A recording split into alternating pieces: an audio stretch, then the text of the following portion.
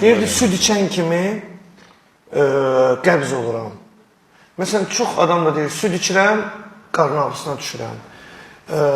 Amma adam da var ki, deyir, süd içirəm, süd içən kimi məndə qəbizlik yaranır. Yəni, bu da fərqli. Bu yüzdən biridir.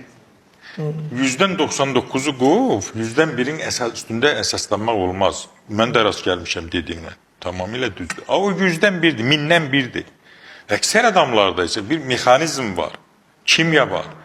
Südlə turşu, yenə də deyirəm, qarşılaşır, yenə pencəyin qara parçanın üstündə südü at, sonra bıçaqla təmizləyə bilmirsən. Mən də maşında bir dəfə Kleydir. Daha getmədim. Kleydir, ay sağ ol. Dava dərman qalmadı. Gör, indi mədə bağırsaq nə günə qalır. Kleyləyir, yapışdırır. Doktor nə deyirsə, həzmi pozur. Süddən alınan, deməli, şordur, qatıqdır, pendirdir, nə bilim, nə istəyirsinizsə süddən alınan. O çox xeyirlidir. Hər gün yeyin də pendir təbii Festaldır. Festal, hər gün yeyin pendir. Amma məsələn südün özü ziyandır.